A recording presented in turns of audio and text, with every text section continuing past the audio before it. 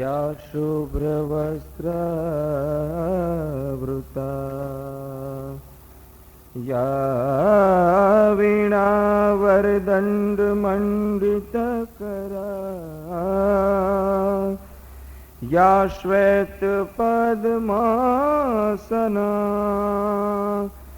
या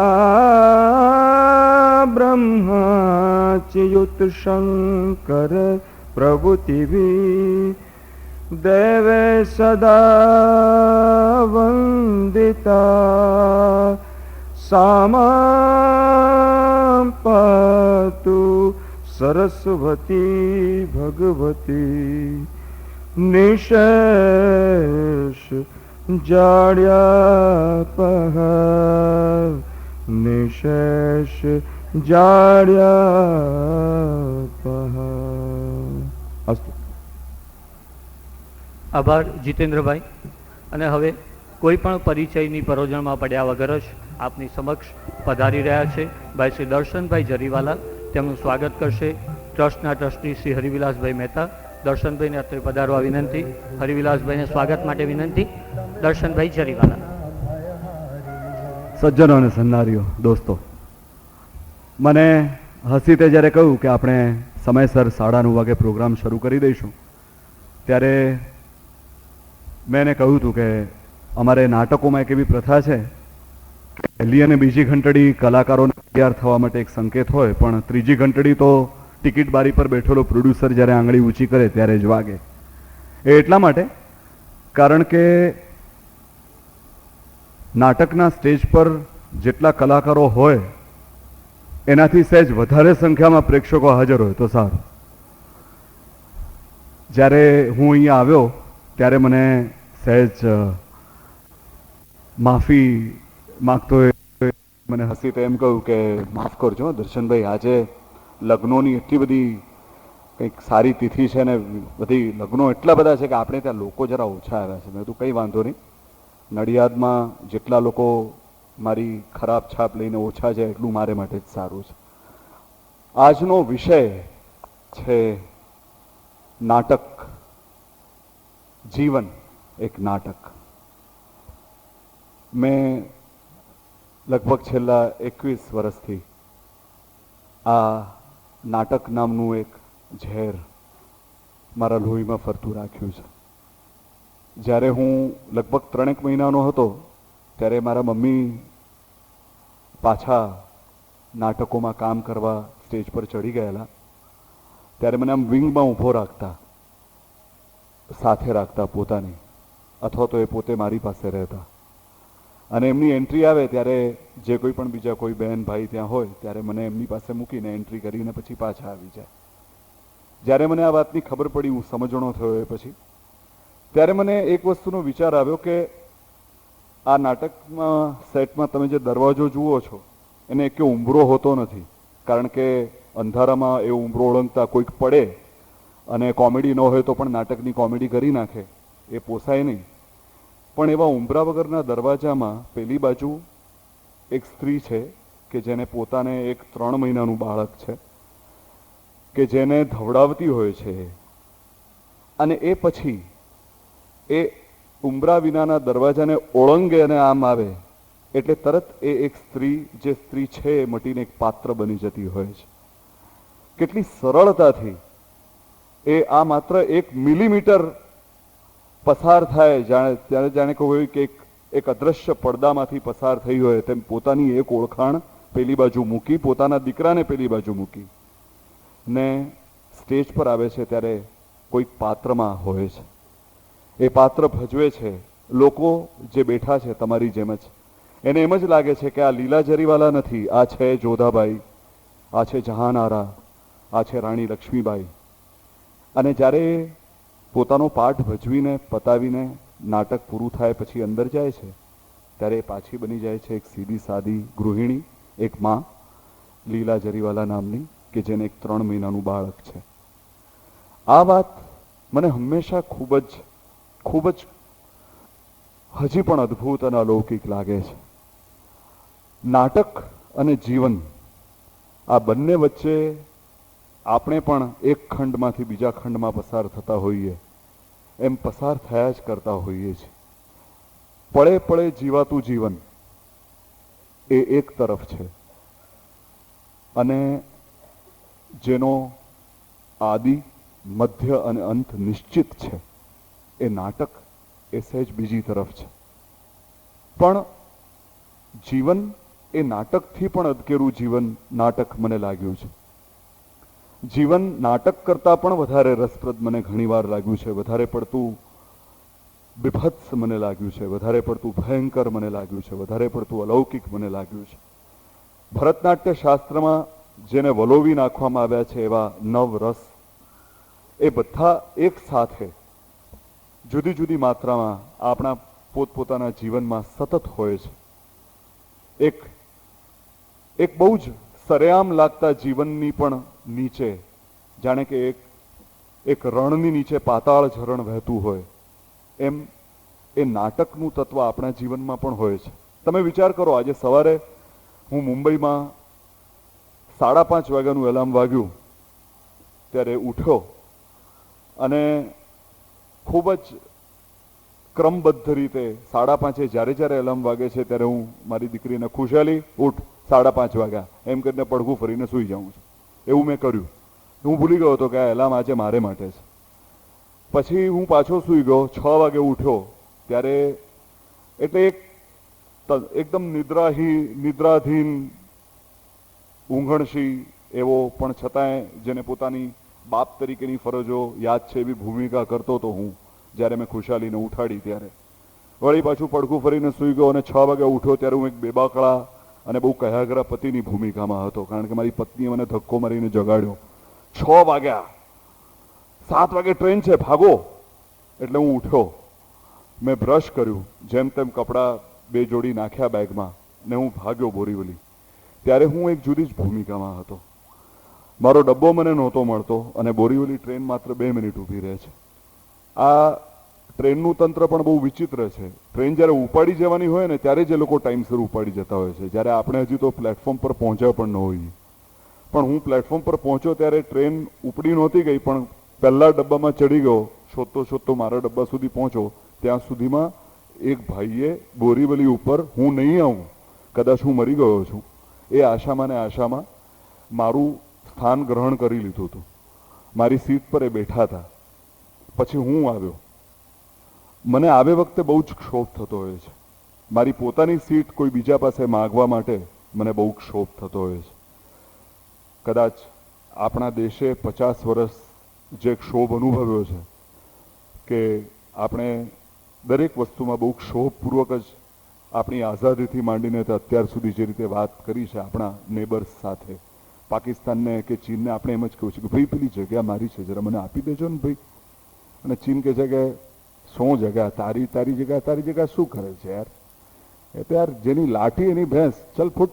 એટલે આપણે ચલ ફૂટ કરીને બેસી રહ્યા છીએ.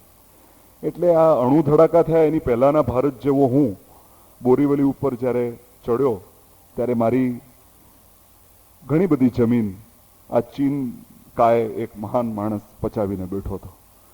એટલે મેં આમ એક્સક્યુઝ મી એમ કરીને મારો અમિતાભ બચ્ચનનો અવાજ કાઢ્યો. આવી વખતે હું એક અમિતાભ બચ્ચનનો અવાજ રાખતો હોઉં છું.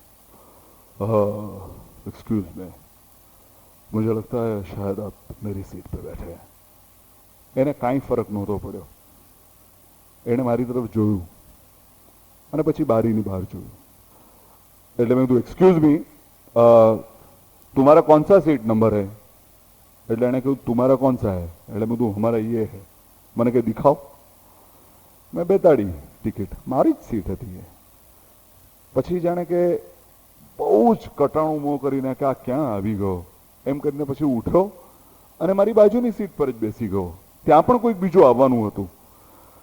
પણ મને થયું કે આ માણસ, એટલે તે વખતે હું એકદમ એક આમ બહુ જ સહેજ ડરપોક ને આ એક માણસને હું કેવી રીતે કહું કે આ તું મારી જગ્યાએ બેઠો છે, એવા એક માણસની ભૂમિકા કરી રહ્યો હતો. ત્યારથી હું અમદાવાદ પહોંચ્યો ત્યાં સુધી મેં એક લગભગ 13 દિવસથી સૂતો ન હોય એવા એક કુંભકર્ણની ભૂમિકા કરી. ને લગભગ વટવા ગયું ને મણિનગર આવ્યું ત્યાં સુધી હું ઘોરતો હતો. મારી બાજુમાં જે બહેન હતા એ મને લાગે છે કે બિચારા સૂઈ નહીં શક્યા હોય. કારણ કે મારા નસકોરાનો અવાજ ભલભલાને જગાડી મૂકે એવો હોય છે. ત્યાંથી હું મારી ઓફિસે ગયો ત્યારે હું અચાનક એક નેશનલ સ્ટોક એક્સચેન્જના સ્ટોક બ્રોકરની ભૂમિકામાં આવી ગયો. 4-5 કલાક એવી ભૂમિકા મેં ત્યાં ભજવી. 6 વાગે નિકુંજ જ્યારે મને લેવા આવ્યો ત્યારે મને મારી અંદર એક હવે આ ટ્રાફિકમાં અમદાવાદથી હું નડિયાદ કેવી રીતે સમયસર પહોંચીશ એવો એક ભયભીત મુંબઈમાં રહેતો માણસ જાગૃત થયો. અને હવે અત્યારે હું તમારી સામે ઊભો છું. તમે વિચાર કરો, સવારના 6:30 થી તે અત્યારના હું પહોંચ્યો ત્યાં સુધી મેં લગભગ 7 ભૂમિકા ભજવી નાખી હશે. હું જે કહેવા માંગુ છું એ જ છે કે હું અને તમે, આપણા બંને વચ્ચે કદાચ ફરક એક જ છે કે હું સ્ટેજ પર પણ નાટક કરું છું, તમે માત્ર જીવનમાં કરો છો. જીવન એ નાટકથી પણ અદકેરું નાટક છે. કારણ કે નાટકમાં તો આપણને ખબર છે કે અમુક રોચક પ્રસંગો જ્યારે બનતા હોય છે ત્યારે એની વાર્તા બનાવીને આપણે સ્ટેજ પર લાવતા હોઈએ છીએ. નાટકમાં ઘટના છે, નાટકમાં વેશભૂષા છે, નાટકમાં રંગભૂષા છે, નાટકમાં પળે પળે બદલાતા દ્રશ્યો છે, નાટકમાં એક નાયક છે, એક નાયિકા છે. આપણને ખબર હોય છે નાટક વિશે. જ્યારે અહીંયાની લાઇટો બધી બંધ થાય ત્યારે તમે બાજુમાં કોઈ વાત કરતું હોય તો પણ એને એમ કરીને શાંત કરી દેતા હો છો, કારણ કે હવે એક વાર્તા કહેવાની શરૂ થવાની છે. પણ તમને તમારા જીવનમાં ખબર નથી કે તમારી જે વાર્તા છે ક્યારે કહેવાની શરૂ થઈ ચૂકી છે. એ તમારી જન્મનાળ છેદાય ત્યારે શરૂ થઈ છે કે તમે સમજણા થઈને પહેલી વાર પ્રેમમાં પડ્યા ત્યારે શરૂ થાય છે, કે પછી કદાચ એ તમારા પિતાના મૃત્યુ વખતે તમારી અંદર એક નાનકડા કિશોરમાંથી જ્યારે એક પુખ્ત વયનો માણસ અચાનક પ્રગટે છે ત્યાંથી શરૂ થાય છે. એ ક્યાં શરૂ થાય છે એ તમને ખબર નથી. એનો મધ્ય શું છે એ તો તમે જાણતા જ નથી. હા, અંત બહુ જ નક્કી છે. આપણને બધાને ખબર છે કે કોઈક એક સમી સાંજે કોઈક અજાણ્યા દરિયાના કિનારે કદાચ આપણા બધા જ ભાઈ ભાંડુઓથી દૂર એક લોહીનો જુવાળ આવશે.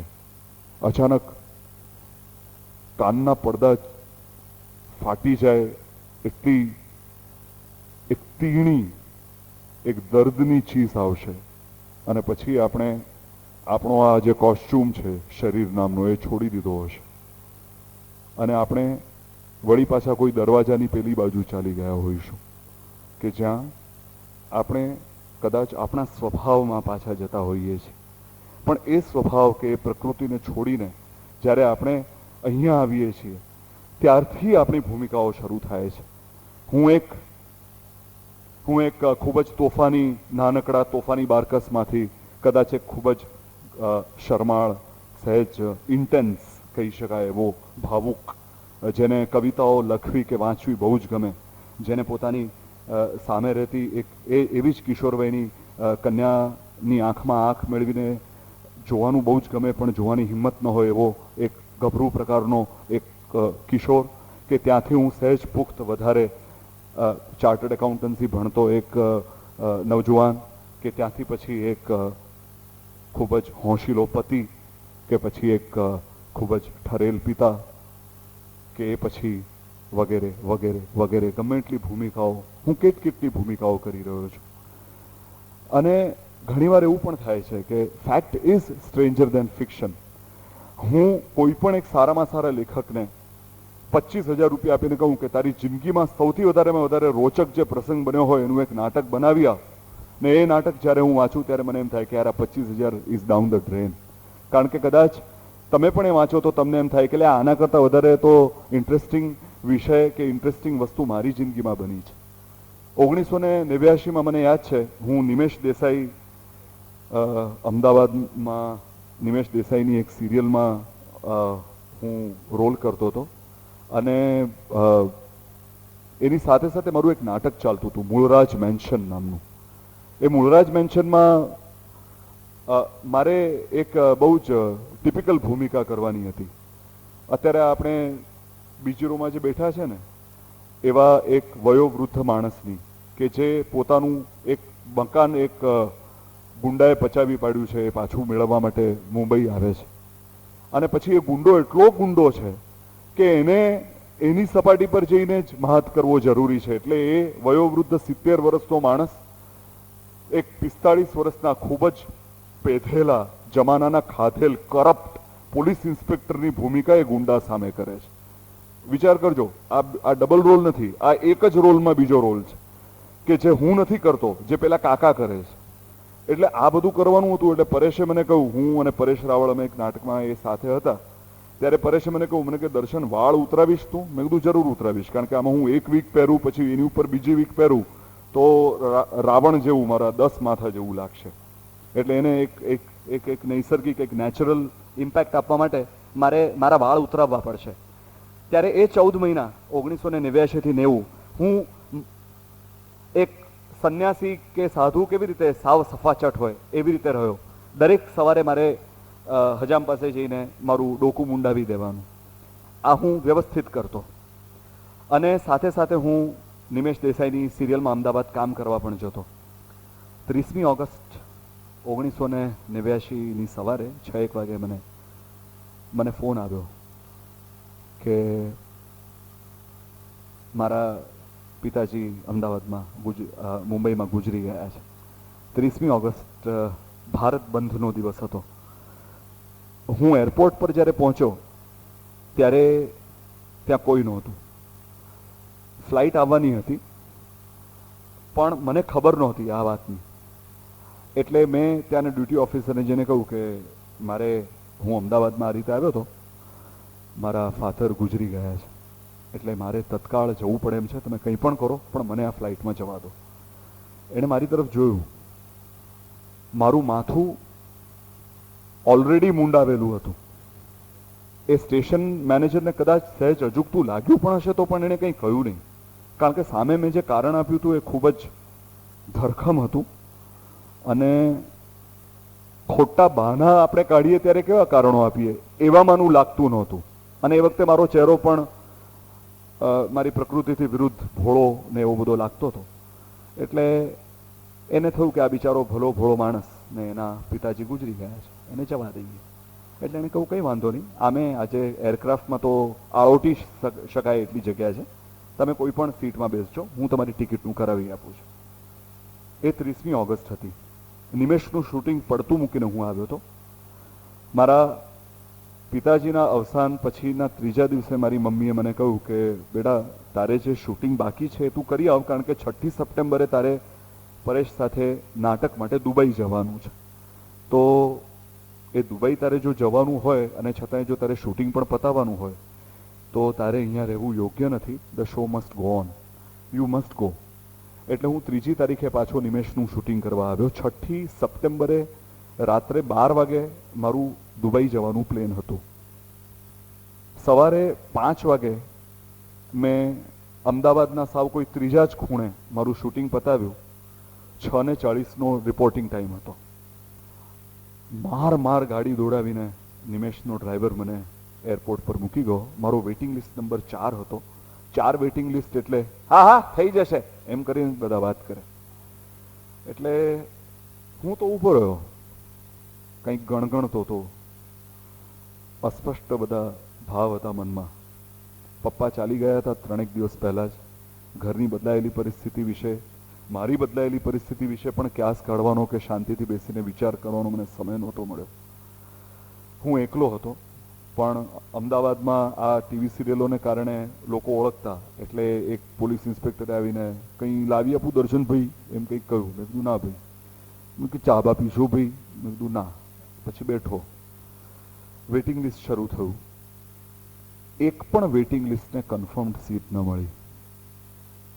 તકલીફ એટલી જ હતી કે એક પ્લેન કંઈક જોધપુરમાં કેન્સલ થયું હતું, એના પ્રવાસીઓને એ લોકોએ એકોમોડેટ કરવા જ પડે એમ હતા. એક વેઇટિંગ લિસ્ટ પણ કન્ફર્મ નહોતું થયું અને મારે રાત્રે 12 વાગે 11 વાગે દુબઈ જવા માટેનું પ્લેન પકડવાનું હતું. ફ્લાઇટ આવી અને ચાલી ગઈ. હું પેનિકમાં આવી ગયો. નિમેશને ફોન કર્યો. નિમેશ, એના યુનિટના અમુક લોકોએ, એના યુનિટના એક છોકરાએ શોધી કાઢ્યું કે એ જે પ્લેન જોધપુર પર અટક્યું છે એ દિલ્હીથી એન્જિનિયર્સ ત્યાં ગયા છે, પ્લેનને રિપેર કરે છે. જો એ પ્લેન રિપેર થઈ ને અમદાવાદની એરસ્પેસમાં 10 વાગ્યા સુધીમાં લેન્ડ કરી દે તો એને લેન્ડિંગ પરમિશન મળશે, નહીં તો એ પછી ધ એરપોર્ટ ઇઝ ક્લોઝડ. અને એ પ્લેનમાં જગ્યા છે, કારણ કે એ પ્લેનના બધા જ પ્રવાસીઓને એ લોકો બસ કરીને અમદાવાદ લઈ આવ્યા હતા. વળી પાછો ભગવાનને પ્રાર્થના કરતો એ જ મુંડાવેલા માથે હું ત્યાં ને ત્યાં ઊભો રહ્યો. જેમ જેમ સમય વીતતો ગયો એમ એમ મારા બીજા બધા પર્યાયો પણ બંધ થતા ગયા મુંબઈ જવાના. ત્યાં સુધીમાં પરેશ રાવળનું બ્લડ પ્રેશર, એટલે અમે એની ચામડી કાઢો તો લોહીનો ફુવારો થાય એટલું બધું વધી ગયું હતું. એણે ગાળાગાળ કરતા લગભગ દર 5 મિનિટે એસટીડી ફોન કોલ્સ કર્યા. અને એમાં દુબઈમાં તો એવું છે કે મારે બદલે હસી જ જાય એવું ન ચાલે. એમાં જે માણસની વર્ક પરમિટ આવી હોય એને જ ગુડાવવું પડે. એટલે છેલ્લી ઘડીએ ભાઈ પેલો નહોતો આવ્યો એટલે હું આને લઈ આવ્યો છું એમ તમે ત્યાં ન કહી શકો. એ લોકો તમને એરપોર્ટ પરથી જ પાછા મોકલે. એટલે મારું જવું તો બહુ જ જરૂરી હતું. અને જેમ જેમ સમય જતો હતો એમ હું કોઈ પણ બીજી રીતે અમદાવાદથી ત્યાં પહોંચી શકું એવી સ્થિતિ નહોતી મુંબઈ. અને મારે બપોરના 4-1 વાગ્યા સુધીમાં પહોંચવાનું હતું. ગુજરાત એક્સપ્રેસ ચાલી ગઈ હતી. 10 વાગે પ્લેન નહોતું આવ્યું. સ્ટેશન મેનેજરને રિક્વેસ્ટ કરવાનું નક્કી કર્યું. 2 ઇન્ટરનેશનલ પેસેન્જર્સ હતા, એક હું અને એક બીજા કોઈક સિંધીભાઈ હતા. અમારે બંને જુદી જુદી એરલાઇન્સની પણ દુબઈ જતી ફ્લાઇટ્સ પકડવાની હતી. વળી પાછા નિમેશના એ યુનિટના એક માણસે ફોન કર્યો જોધપુરથી પ્લેન નીકળી ચૂક્યું હતું પણ અહીંયા પહોંચ્યું નહોતું. સ્ટેશન મેનેજરને એ વિનંતી કરવા કે તમે 10 મિનિટ એર સ્પેસ હજી ખુલ્લી રાખો અને આ લોકોને ચડાવી દો. કારણ કે એમાં એવું છે પાછું કે ઇન્ડિયન એરલાઇન્સ દરેક લેન્ડિંગ વખતે 1600 રૂપિયા કે 6000 રૂપિયા લેન્ડિંગ ફી ચૂકવે છે એરપોર્ટ ઓથોરિટીને. અને એ વખતે મને યાદ છે અમારી ટિકિટ કંઈક માથાદીઠ 800 રૂપિયાની હતી. એટલે એ પ્લેનના પાયલટને એવી પણ સત્તા હોય છે કે એણે ત્યાં કેલ્ક્યુલેટર પર બેસીને વિમાન ચલાવતા ચલાવતા ગણતરી પણ કરવાની કે આવ્યા કેટલા તો કે 1600 ને ગયા કેટલા તો કે 6000 તો કે નથી લેન્ડ કરવું.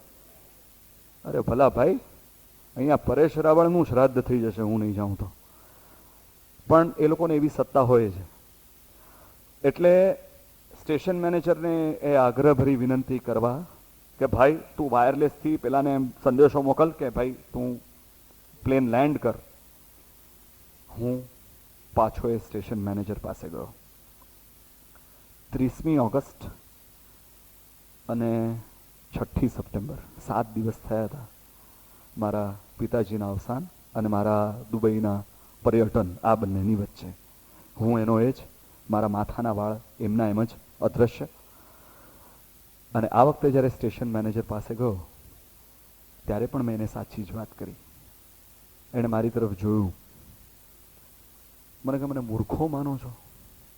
હું પાણીને ભૂ કહું એવું લાગે છે? મારા માથે લખાયેલું વંચાય છે કંઈ? તમે તો હમણાં થોડા દિવસ પહેલાં મારી પાસે મુંબઈ જવા માટે પ્રાયોરિટીમાં આવવા માટે વિનંતી કરવા આવ્યા ત્યારે તમે શું બાનું કાઢેલું? 1 મિનિટ હું જ કહું. હા, તમારો બાપ ગુજરી ગયો છે અને હવે તમને પાછું જવું છે અને કોઈ પોતે રિઝર્વેશનના ઠેકાણા નથી તમારામાં એટલી ત્રેવડ કે અક્કલ નથી કે જો તમારે જવું હોય તો તમારે આ બધી વ્યવસ્થા પહેલેથી કરી લેવી જોઈએ. અને એ ઓછું હોય એમ તમે મને એર સ્પેસ ખુલ્લી રાખવાનું કહો છો. અને આ વખતે તમારું બહાનું શું છે? તો કે you are international flight passenger so you have to have priority. તમે શું સમજો છો શું તમારી જાતને? Who the hell do you think you are? તમે એમ માનો છો કે અમે લોકો અહીંયા કર્મચારીઓ છે અમારામાં કોઈ અક્કલ નથી? Aren't you અશેમ્ડ of yourself? અરે આટલી હદે જુઠ્ઠું બોલવા? શું શું છે તમારા સંસ્કાર? અને એ પણ આવા બહાના? મિસ્ટર, અમારે ત્યાં ટિકિટ માગવા આવતા દરેક માણસ પાસે છે ને આ 2 જ બહાના હોય જ છે કે આ તો મારો બાપ મરી ગયો છે, નહીં તો મારે ઇન્ટરનેશનલ ફ્લાઇટ પકડવાની છે. અરે બહાના કાઢવામાં તો કોઈ ઓરિજિનાલિટી રાખો યાર. મને ખબર નહીં પડી મારે એને શું કહેવું થાય. મેં કહ્યું જુઓ ભાઈ, અત્યારે હું જે કહું છું એ કરો. હું જે છું તેવો તમારી સામે ઊભો છું. મેં જે તમને કહ્યું છે મારી પાસે એ સિવાય બીજો કોઈ ડાયલોગ નથી. અત્યારની મારી ભૂમિકા એ આ જ છે. દર્શન માત્ર જરીવાલા. હું પાછો આવું ત્યારે હું મારો એન્ટ્રી ને એક્ઝિટ દુબઈ એરપોર્ટની જ્યાં સ્ટેમ્પ મારી હોય તેવો મારો પાસપોર્ટ અને મારા બાપનું ડેથ સર્ટિફિકેટ આ બંને લઈને તમારી પાસે આવીશ. ત્યાર સુધી મારે વિશે કોઈ પણ જજમેન્ટમાં નહીં બેસતા, કારણ કે હું ભલે દેખાતો ન હોઉં, પણ હું આમ સહેજ સારો માણસ છું. પણ અત્યારે મને જવા દો. એણે મને જવા દીધો. પ્લેનમાં હું અને પેલા સિંધીભાઈ સિવાય બીજું કોઈ જ નહોતું. ફરી પાછો મને 1 કલાકનો ટાઈમ મળ્યો હતો મારી જાત સાથે રહેવા માટે, અને ત્યારે હું પોક મૂકીને રોયો. 30મી ઓગસ્ટે જે રડી નહોતો શક્યો, એ મારા બાપના અવસાન વખતે જે રડી નહોતો શક્યો એનું હું 6ઠીએ રડ્યો. એ મારા રડવામાં મારી રિલીફ, હું મારું કમિટમેન્ટ નિભાવી શકીશ એ વિશેની મારી ખુશી, કે મારા બાપને ગુમાવ્યાનો મારો શૂન્યાવકાશ શું હતું એ મને હજી ખબર નથી પડી. પણ આવું હોય છે, તમે કહીને મરી જાઓ કે મારે એક સરસ રોલ કરવો છે, મારે એક બહુ જ સરસ રોલ કરવો છે, અને અમારી આખી તવારીખ દરમિયાન તમને રોલ કરવા સ્ટેજ પર ન મળે, અને તમે ઉંબરો ઓળંગો અને દરવાજાની પેલે પાર જાઓ ને તરત તમને રોલ કરવા મળી જાય છે. જીવન એક નાટક એવું જ્યારે હસીતે મને કહ્યું, ત્યારે મને ખબર હતી કે હસીત મને કહેશે કે જે બધી રમૂજો થતી હોય છે, જેમ કે મને બરાબર યાદ છે, અમે લોકો રમૂજો તો ઘણી છે એવી કે જે જીવનમાં થયા જ કરતી હોય છે. અમે જ્યારે નાના હતા ત્યારે અમે પેલું 8મા ધોરણથી ઇંગ્લિશ મીડિયમમાં ભણતા, એટલે અમારે પેલું હેમલેટ ને એવા બધા નાટકો કરવાના આવતા. હવે એ વખતે મને હું કંઈ બહુ સારો એક્ટર નહીં લાગ્યો હું મારા ડ્રામા શીખવતા સરને, એટલે એમણે મને એક ભાલો પકડીને ઉભા રહેવાના એક સોલ્જરની ભૂમિકા હેમલેટમાં આપી હતી. શેક્સપિયરના એ નાટકમાં હેમલેટ, એ તો તમે કદાચ સાંભળ્યું હશે એના વિશે, એ હંમેશા પોતાની જાતથી પીડાતો ને એવો માણસ હોય છે. પોતાના બાપને મારી નાખ્યો છે પોતાના કાકાએ, અને માએ મળીને કિંગડમ આખું પચાવી લીધું છે. The state of Denmark is now his, અને નક્કી નથી કરી શકતો, જાત સાથે લડી રહ્યો છે, અને છેલ્લે ટ્રેજેડીમાં આખી વાત પરિણમે છે. તો મારો એક બહુ જ સુંદર મિત્ર હતો, એને હેમલેટનો રોલ આપેલો. સાહેબ 3.5 મિનિટમાં હેમલેટ પતાવી દીધું એણે. એ આવ્યો ને અચાનક એક ક્ષણે કાંક એની જે બોલવાની સોલિલોક્વી હતી એમાંથી કંઈક જુદું જ બોલ્યો, અને you have killed my father એમ કરીને કાકાને તલવાર મારી, પોતાની માને તમાચો માર્યો, અને પોતે ખંજર મારીને મરી ગયો. ત્યાં એનો એક મિત્રનો રોલ કરતો એક માણસ હતો, એ પણ આમ બાઘાની જેમ જોઈ રહ્યો. અમે બધા 10મા ધોરણમાં એ વખતે, હું ફાલો પકડીને હજી તો ઠરીઠામ પણ નહોતો થયો. મને એમ કે હજી તો નાટક હજી આગળ ચાલશે. ત્યાં તો પડદો પડી ગયો. પછીથી ખબર પડી કે સવારે છે ને એ પાયખાને નહોતો ગયો, અને જેવું પત્યું કે તરત બેન અમને બાથરૂમમાં જવું છે કરીને એ દોડ્યો, અને બધી જ નાની મોટી શંકાઓનું નિરસન કર્યા બાદ સ્વસ્થ થઈને એ પાછો આવ્યો ને કે ચાલો આપણે પાછું કરવું જ. એટલે આવી વખતે એમ થાય છે કે ઘણીવાર છે ને, એટલે અમારા ગુજરાતી નાટક જગતના લોકોને પણ જો તમે મળો ને તો તમને એમ જ થાય કે આ લોકો કદાચ જીવનની વિષમતાઓને ભૂલવા માટે નાટકમાં કામ કરતા હશે. કારણ કે નાટકમાં એટલું બધું ચોખ્ખું હોય છે. એક વ્યવસ્થિત શરૂ કરેલું આદિ, એનું મધ્ય ને એનો અંત, એક વાર્તાની શરૂઆત, એ પછી એનો એક ક્લાઇમેક્સ, પછી એક એન્ટી ક્લાઇમેક્સ, પછી એક આફ્ટર ક્લાઇમેક્સ, અને બધું છેલ્લે કાં તો ટ્રેજેડી કાં તો કોમેડી. તમને ખબર હોય તમે બેઠા હો ત્યારે આ બધું નક્કી કરેલું. જ્યારે જીવનમાં તો તમને ખબર નથી કે સવારના પૂરમાં તમને દૂધ આપતો ભાઈઓ કે દૂધ આપતો માણસ, ત્યાંથી માંડીને તે રાત્રે તમારું પડખું સેવતો તમારો પતિ, આમાંથી કોણ તમારી સાથે કેટલું દૂધમાં પાણીમાં દૂધ કરે છે એ તમે પોતે જ તમારી જાતને જણાવી નથી શકતા, કહી નથી શકતા. કેટલા જણા તમારી આસપાસ પ્લાસ્ટિકના સ્માઇલો ચોંટાડીને ફરે છે, અને કેટલા જણા તમારી પીઠ થાબડે ત્યારે તમારી પીઠમાં ખંજર હુલાવવું ક્યાં યોગ્ય રહેશે એની ગણતરી કરતા હોય છે. એ તમને ખબર નથી પડતી. તમે પળે સામે વાળો માણસ જે રીતે ચહેરા મોહરા બદલે છે એ રીતે મોહરા પહેરતા હોવ છો. તમે આ બધું જ કર્યા કરતા હોવ છો, કારણ કે તમારે માટે તમને ખબર નથી કે સૂર્યાસ્ત થયા પછી રાત્રે દીવા ટમટમે ત્યારે, અને તમે છેલ્લે નિદ્રાધીન થાવ ત્યારે તમારા નાટકનો આજના દિવસનો પડદો પડશે. પછી આવતીકાલે તમારે કયું નાટક કરવાનું છે. જીવનમાં મેં ઘણા લોકોને ઘણી બધી ભૂમિકાઓમાં જોયા છે અને મેં એટલો બધો પરકાયા પ્રવેશ કર્યો છે સ્ટેજ પર કે હવે મને ઘણીવાર તો એ પણ નથી સમજાતું કે તમારી સામે ઊભેલો છું ત્યારે હું શું છું. હું એક મારા અનુભવોની વાત કહેતો કે મારી વ્યથા કદાચ તમારી સાથે શેર કરતો દર્શન છું કે કદાચ એ દર્શન હોવાનો અભિનય કરી રહેલો છું, એ પણ મને સમજાતું નથી. હું અહીંયા આવ્યો ત્યારે મને હસીતે કહ્યું કે અમારે ત્યાં 2 દિવસ પહેલા જે પ્રોગ્રામ હતો એમાં અમે બધું એક આમ હિઝ માસ્ટર્સ વોઇસ ને એક જૂનું ગ્રામોફોન ને બધું રાખેલું. આજે આ વિષય છે એટલે અમે નાટકનો સેટ ઊભો કર્યો છે. આ નાટકનો સેટ છે ને એટલે કદાચ મને આજે બહુ જ એક પોતિકાપણાની અહીંયા લાગણી થાય છે. બાકી જો માત્ર પોડિયમ હોત તો કદાચ હું કેંગે ફેફે થઈ ગયો હોત, તતપપ થઈ ગયો હોત.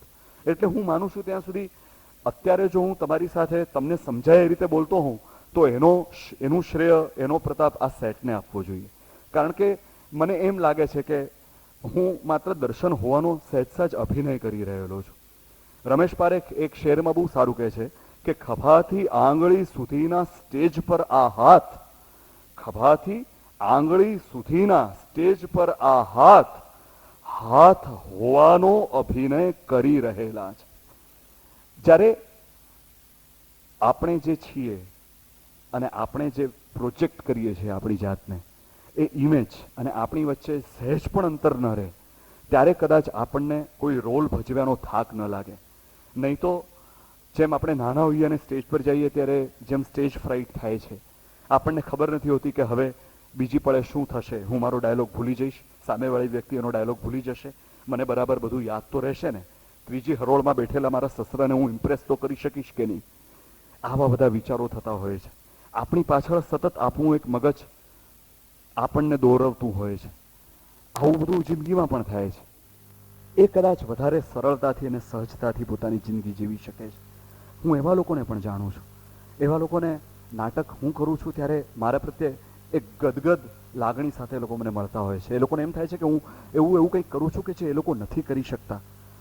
અને બિલીવ મી, હું જ્યારે એ લોકોને મળું છું ત્યારે મને પણ એવી જ લાગણી થાય છે. એ જ ગળે ડૂમો ફરાઈ આવે છે કે એ લોકો જે કરી શકે છે એ કદાચ હું નથી કરી શકતો. હું રોલ પ્લેઇંગ બંધ નથી કરી શકતો. હું કોઈક ને કોઈક રોલમાં જાગ્રત હોઉં છું, કોન્શિયસ હોઉં છું, ત્યારે કોઈક ને કોઈક રોલમાં બીબામાં ઢળેલો હોઉં છું. મને ખબર નથી હોતી કે હું કયો રોલ કરું છું. કદાચ એક રોલમાંથી બીજા રોલમાં તમે છાશમાંથી લસ્સીમાં ચાલી જાઓ કે લસ્સીમાંથી માખણમાં જાઓ તેમ, કે કદાચ સુખમાંથી દુઃખમાં જાઓ તેમ, કદાચ એક ઓરડામાંથી બીજા ઓરડામાં જાઓ તેમ પસાર થતા હો છો. ત્યારે હું પણ એ જ રીતે પસાર થતો હોઉં છું. અને મેં હંમેશા એ જ વિચાર કર્યો છે કે હું એવી કોઈ ક્ષણ લાવું મારી જિંદગીમાં કે જ્યારે હું નાટક ન કરતો હોઉં. એવી કોઈ ક્ષણ મારી જિંદગીમાં હોય કે જ્યારે હું શું છું એ વિશેની મારી જે ઇમેજ છે મારી પોતાની આંખોમાં, એ તમારી સામે એક ઢાલ તરીકે ન ધરતો હોઉં. ઇંગ્લિશમાં એક બહુ સરસ ફ્રેઝ છે કે I have to be seen what's and all. મારા શરીરના બધા જ લાખા ડાઘા, મારા બધા જ મારી બધી જ અધૂરપો સાથે, મારી બધી જ અપૂર્ણતાઓ સાથે હું તમારી સામે જેવો હોઉં એવો આવું. પણ એ તો દુર્યોધન પણ નહોતો કરી શક્યો. દુર્યોધન જ્યારે પોતાની માની સામે ગયો, ભીમ સાથે ગદા યુદ્ધ કરવાનો હતો અને ભીમને આ પૃથ્વી પરથી મિટાવી જ દેવો એ સંકલ્પ સાથે ગયો હતો અને પછી કહ્યું હતું ગાંધારીને કે હું વજ્રનો થઈ જાઉં એવા આશીર્વાદ મને આપો. અને ગાંધારીએ કહ્યું હતું કે આવ રાત્રે મધ્યરાત્રિના પ્રહરે નિર્વસ્ત્ર થઈને આવજે.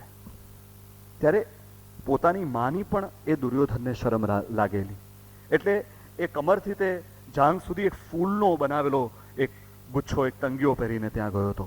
ગાંધારીએ તો બીજું કશું જ નહોતું કર્યું. એણે માત્ર પોતાની આંખ પરથી પટ્ટી પોતાની ઉતારી લીધેલી, પાટો ઉતાર્યો હતો અને એક દ્રષ્ટિ નાખી હતી પોતાના સૌથી પનોતા, સોમાં પહેલો એવો દુર્યોધન. એના આખા શરીર પણ એણે પોતાની દ્રષ્ટિ નાખી વજ્રનું બનાવી દીધું, સિવાય કે એ ભાગ કે જ્યાં છેલ્લે ભીમે એને મારી નાખ્યો. પોતાની મા સામે પણ આપણે 3 મહિનાના થઈએ ત્યારથી કપડાં પહેરાવવામાં આવે છે. આપણી નિર્વસ્ત્રતાને એ કશુંક અયોગ્ય છે, કશુંક અકુદરતી છે, કે કશુંક પર્યાપ્ત કંઈક યોગ્ય નથી, યથાર્થ નથી એમ કહીને એનાથી પણ આપણને અળગા કરવામાં આવે છે. આપણે અધૂરા કેમ ન રહીએ? કારણ કે આપણે નાના હોઈએ છીએ ત્યારથી આપણને એક ભાષા શીખવવામાં આવે છે અને આપણી અંદર રહેલી અનંત ભાષાઓ સમજવાની શક્તિને રહેસી નાખવામાં આવે છે. આપણને એક ભાષા આપીને એમ કહેવામાં આવે છે કે આ તારું એક મોઢું અને આ તારા 14 મૂળાક્ષરો, હવે બોલ અ આ ઈ કે ક ખ ગ ઘ. અને સાથે સાથે મારા ગમે એટલા પૂર્વજન્મોના ગમે એટલા અવાજો, નાદો, સિસકારાઓ, આ બધાને હું ભૂલી ને પાછો દર્શન તરીકે આ જિંદગીમાં મારી ભૂમિકા શરૂ કરું છું.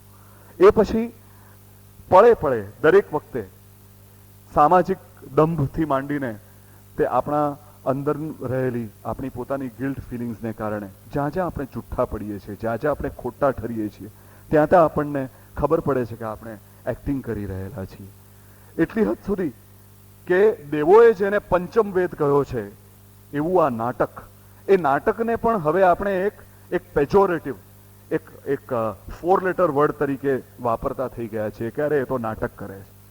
જ્યારે કોઈ પણ માણસનું મૂલ્ય, એનું અવમૂલ્યન કરી નાખવું હોય તો આપણે એને કહીએ છીએ કે અરે મોટો કલાકાર છે, સાચવજે એનાથી. શું છે આ? આપણે જાણીએ છીએ કે આપણે આ કરીએ છીએ ત્યારે આપણે શું કરી રહ્યા છીએ.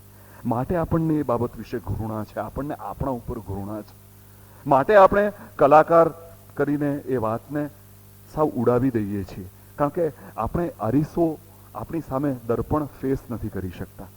આપણે આપણી જ રિયાલિટીને ફેસ નથી કરી શકતા કે આપણે શું પળે પળે કાચિંડાની જેમ રંગ બદલીએ છીએ. જીવનમાં નાટક કરવું જ પડે છે દોસ્તો. કદાચ તમારે કરવાની તમને મજા આવતી હોય, કરવાનું તમને યોગ્ય લાગતું હોય, તમને કરવામાં તમને એટલે એક ઇઝ હોય, even if you are not good at it, if you are good at it, કે તમને ઈચ્છા ન પણ હોય તો પણ હસતા રહેવું પડે છે. સગી માં ગુજરી ગઈ હોય ત્યારે આપણને લોકો આવીને રડાવે છે. રડવાનો કાર્યક્રમ હોય છે એક આખો. આપણને ખબર છે કે આપણી મોટી ફઈ આવીને આપણે વાસે થાબડશે અને શી વિલ એક્સપેક્ટ કે આપણે મારે કરીને રડીએ. પણ ઘણી વેદનાઓને તો મૂળાક્ષરો જ નથી હોતા. ત્યારે તમે કેવી રીતે મારે બોલી શકો? અને વેદના એક એવી અંગત પોતીકી ચીજ છે. તમે એને કેવી રીતે બધાની સામે બધાને દેખાડવાના એક ભાગ, એક કાર્યક્રમ રીતે તમે એને દેખાડી શકો. પણ આપણને કહેવામાં આવે છે કે આ કરવું બરાબર છે. મને યાદ છે અમારા લગ્ન થયા ત્યારે અપરા હસતી હતી અને હું રડતો હતો. અપરા હસતી હતી એટલા માટે કારણ કે એને ખબર હતી કે આ એક નાટક છે. મેની 21મી આ 2 દિવસ પછી અમારી ઓફિશિયલ મેરેજ એનિવર્સરી છે. ઓફિશિયલ એટલા માટે કહું છું કારણ કે એના 7 મહિના પહેલા અનઓફિશિયલી હું અને અપરા એકબીજાને પરણી ચૂક્યા હતા ઓલરેડી. અને અમે પરણી ગયા હતા પછી અમારામાં હિંમત નહોતી. મારા વડીલોને ખબર હતી અને એ લોકોના આશીર્વાદ હતા, પણ એના વડીલોને ખબર નહોતી. તો એમની પાસે જઈને અમારામાં હિંમત નહોતી એકરાર કરવાની કે હા અમે લગ્ન કરી લીધા છે. એ કંઈક 2 મહિના પછી અપરાને કોલેજવાળાએ કોલેજમાંથી કાઢી મૂકી, કારણ કે કોલેજમાં હતી જ નહીં, એ મારી સાથે જ રહેતી હતી. એટલે એને કાઢી મૂકી એવો લેટર એની પાસે આવ્યો. એટલે એણે મને ફોન કર્યો કે હવે તો આપણે મમ્મી પપ્પાને કહી દેવું પડશે ને એની પહેલા મારે ભાગીને તારે ઘરે આવી જવું પડશે. કારણ કે લગ્ન પછી અમે બંને પાછા છૂટા પડીને પોતપોતાને ઘરે ગયા હતા, જાણે કે અમે કોલેજમાં જતા હોઈએ એ રીતે. એટલે પછી એણે જ્યારે જાન્યુઆરીમાં મને આવું કહ્યું ત્યારે મારા સસરા નાગર છે દોસ્તો. અને નાગરનું એવું છે કે ઘરમાં ભલે ગમે એટલું છે કંઈ પણ ચાલતું હોય, બહાર આપણે બંધ મુઠ્ઠી જ રાખવાની. દર્શન રાય એટલે એણે મારી પાસે બંધ મુઠ્ઠી રખાવીને મને કહ્યું કે મારે તો છાકો પાડી દેવો છે. મેં કીધું મુરબ્બી 1981માં ₹2.5 લાખ એટલે શું એ તમે કદાચ અત્યારે સમજી શકશો. કેલ્ક્યુલેટર હોય તો શોધવા માંડો. ચક્રવૃદ્ધિ 6% દરે ફુગાવો 17 વર્ષ માટે. મેં કહ્યું તમે એકાદ ફ્લેટ લઈ લો, સુખી થાવ. મેં તો તમને સુખી કરી જ દીધા છે તમારી દીકરીને લઈ જઈને. હવે પૂર્ણ રીતે સુખી થાવ. મને કે નહીં, મારે તો નાટક કરવાનું છે સમાજને માટે. ધુમાડા બંધ 6 દિવસ નાગરોને, ભાવનગરના નાગરોને બોલાવીને જમાડ્યા એ માણસે. એટલે એ નાટક પૂરું થયું ત્યારે હું રડતો હતો અને અપરા હસતી હતી. હું એટલા માટે રડતો હતો કારણ કે પેલો સલો વેદીનો ધુમાડો મારી આંખમાં બહુ ગયો હતો અને મારી આંખ પાણી થઈ ગઈ હતી. અને આખું તો યાર અમે કરી લીધેલું એકવાર. First show was over. મેં અપરાને કહ્યું, મેં tell your father please, he is wasting his money. Apara મને કહે કે યાર let him do what he wants to. Haven't we done what we want to? Doesn't he have the right to be happy? મેં કીધું સામે જવાબ આપતી નાગરાણીને પરણ્યો છું, અત્યારથી જો આ આદત નહીં પાડું તો પાછળ જતાં મને જ પસ્તાવો થશે. એટલે મેં કીધું યસ યુ આર રાઇટ. આ યસ યુ આર રાઇટ શબ્દો મને મારા લગ્ન જીવનમાં એટલા બધા કામ આવ્યા છે દોસ્તો. કોઈ પણ બાબતમાં હું એને છેલ્લે આ કહી દઉં છું ત્યારે અમારા બંનેના બધા જ ઝઘડા પતી જાય છે. ત્યારે હું કોઈ કયાગ્રો પતિ છું એવી ભૂમિકા કરી રહ્યો છું. અને એને તો ખબર પણ નથી મુંબઈમાં છે અત્યારે, નાટક કરી રહી છે. એકચ્યુઅલી એની જગ્યાએ હું અત્યારે ઊભો છું. તમને કદાચ ખ્યાલ નહીં હોય પણ આની પહેલા અપરા મહેતા પેલા સપનાના વાવેતરમાં આવે છે ને તે, એમણે અહીંયા ઊભા રહીને કંઈક ગૃહિણી પણ છતાં એ કામ કરતી ગૃહિણી વિશે તમને પોતાના વિચારો કહેવાના હતા. હવે એ ગૃહિણી બિચારી ખરેખર કામ કરી રહી છે ત્યાં. એની 11મી દિશા નામનું નાટક ચાલી રહ્યું છે. હું અહીંયા બેકાર છું અને એટલે અહીંયા ઊભો ઊભો તમારી જોડે વાત કરી રહ્યો છું. પણ જો એને ખબર પડી કે મેં એને વિશે તમારી સામે આવું બધું કહ્યું છે અને આવતે વર્ષે અહીંયા આવીને તમારામાંના કોઈએ પણ એને કાંઈ પણ કહ્યું છે કે આ ટેપ બેપ પણ, એ ટેપ નહીં કરતા યાર, આટલું ડોન્ટ ટેપ ધીસ, આ ટેપ પણ સંભળાવી છે ને તો હું બધાના એડ્રેસ લઈને ખરેખર ફરી વળીશ તમારી ઉપર. કારણ કે મારા લગ્ન જીવનમાં 17 વર્ષ પછી ભંગાણ પડે એ હવે મને ન પાલવે. કારણ કે આ રોલ મેં એટલો પરફેક્ટ કરી લીધો છે કયાગ્રા કંથનો કે જો એને ખબર પડી કે હું એ રોલ કરી રહ્યો છું તો આવી બન્યું સમજો. મારી વહુ મારી સાસુ જેવી થઈ જશે. એટલે એ વાત એને મહેરબાની કરીને તમે ન કરતા. પણ હું એક ઇલિયટનું બહુ સરસ સેન્ટન્સ છે, the love song of J Albert Prufrock નામની એક એની બહુ જ સુંદર કવિતામાં, કે in the room the ladies come and go talking of Michelangelo. એના ઉપરથી સુરેશ દલાલે પોતાના એક દીર્ઘ કાવ્યમાં એક બહુ સરસ લખ્યું છે કે આપણે ઉઠમણામાંથી લગ્ન સમારંભમાં જઈએ છીએ, આપણે શોકમાંથી આનંદમાં જઈએ છીએ, જાણે એક ઓરડામાંથી બીજા ઓરડામાં જતા હોઈએ તેમ. એ જ રીતે મેં જોયું છે મિત્રો કે હું એક ભૂમિકામાંથી બીજી ભૂમિકામાં જતો હોઉં છું. એટલી એફર્ટલેસનેસથી રાત્રે 2:30 વાગે તમે મને જગાડીને કહો કે મૂળરાજ મેન્શનના ઈશ્વરભાઈ મૂળરાજ કોઠારીની ભૂમિકા કરવાની છે, within half a second I will be able to become Ishwarbhai Mulraj Kothari. મને આ ફાવટ નાટકે આપી છે. નાટકની આ ફાવટ જિંદગીમાં વાપરવાનું પ્રલોભન મને બહુ હોય છે, બહુ લાલચ હોય છે. કારણ કે મને ખબર છે કે હું આઈ એમ ડેમ ગુડ, હું એક બહુ જ ઊંચા દરજ્જાનો એક્ટર છું. અને સામેવાળા માણસને પણ શું કરું સાહેબ, 670 રૂપિયા ભાવ હતો ત્યારે મેં તમને કહ્યું હતું કે લઈ લેજો, પણ હવે 680 થઈ ગયો, શું કરું, કાપી નાખું શેર. આવું એક શેર દલાલની રીતે મારે કહેવું હોય તો મને જરાય વાંધો નથી આવતો. પણ આ વાંધો મને નથી આવતો માટે જ મને વાંધો પડે છે. કારણ કે ભૂમિકા કરવાનો થાક પણ બહુ લાગે છે. મારી આંખ નીચે જે કાળા કુંડાળા વધી રહ્યા છે એ કદાચ આ રોજબરોજની જિંદગીમાં એકમાંથી બીજા અને બીજામાંથી ત્રીજી ભૂમિકા ઉપર જેમ એક પતંગિયું એકથી બીજા ફૂલ પર બેસતું એવી રીતે હું જે બેઠા કરું છું, ઊભો થાઉં છું, દોડાદોડ કરું છું, ઉડાઉડ કરું છું, એને કારણે હોઈ શકે. અને માટે જ ક્યારેક હું નક્કી કરું છું કે હું હવે પછીના 5 મિનિટ, 15 મિનિટ, 20 મિનિટ ભૂમિકા નહીં કરું. હું કોઈ ભૂમિકા નહીં કરું. હું જેવો છું એવો તમારી સામે ઊભો રહેવાની કોશિશ કરીશ. અને મને ખબર નથી મારી એ કોશિશમાં હું સફળ થયો છું કે નહીં. પણ જો આ બધાને અંતે જન્મનાળ છેદાય ત્યારે જે અંધારું હોય છે અને જે સુનકાર હોય છે, ત્યારથી તે તમારા જમણા પગને કોઈ અગ્નિદાહ આપે ત્યારે જે સુનકાર હોય છે અને ત્યારે જે અંધકાર હોય છે, આ તમારા થિયેટરમાં, નાટ્ય ગૃહમાં, નાટ્ય ગર્ભમાં જે અંધકાર છે એ જ અંધકાર છે. નાટક શરૂ થયા પહેલાંનું, નાટક પૂરું થયા પછીનું. એ અંધકાર ને એ સુનકાર મેં તમારી સામે બોલવાનું શરૂ કર્યું એ પહેલાં અને હવે હું અહીંથી જઈશ એ પછી જો એક ક્ષણ માટે પણ તમને લાગે તો જાણજો કે તમે અત્યારે જે જોયું એક પરફોર્મન્સ નહોતું પણ એક જીવન હતું. 40 કે 45 મિનિટનું જીવન, પણ જીવન, નાટક નહીં. Thank you. ખૂબ આભાર દર્શનભાઈ. દર્શનભાઈ કે જેમની વય દૈહિક રીતે તો 39 વર્ષ જ છે, પણ માનસિક રીતે 7 થી 70 વર્ષની છે. આવું એમ કહેવામાં આવે છે કારણ કે એમની વય ચંદ્રની કળા મુજબ, પત્નીના મૂળ મુજબ, શેરબજારના ઇન્ડેક્સ મુજબ, દીકરીની માર્કશીટ મુજબ, મિત્રોના પ્રેમ મુજબ અને નડિયાદની રસિક પ્રજાના આવકાર પર આધારિત છે. એમનું ભણતર CA સુધીનું છે અને ચણતર 5 ફૂટ 11 ઇંચનું છે. વ્યવસાય શેર દલાલ છે, પ્રકૃતિ એ કલાકાર છે, સ્વભાવે એ માણસ છે અને નસીબે એ નાટકીય છે. 21 વર્ષનો એમનો નાટ્ય પ્રવાસ, જેમાં જીવનસાથી, હથેળી પર બાદબાકી, ચાનસ, ખેલૈયો, મુખવટો, મૂળરાજ મેન્શન, આંધળો પાટો, શૃંગાર કાંડ, મહત્વના મુકામમાં, નરસૈયો, અમાસના તારા, ક્યા બાત હૈ વગેરે ટીવી સિરિયલ્સ છે. સંગીત અને સાહિત્યના આ અભ્યાસી એવા દર્શનભાઈ કવિ હૃદયી પણ છે. આપણે એમને પ્રશ્નો પૂછવાની શરૂઆત કરીએ.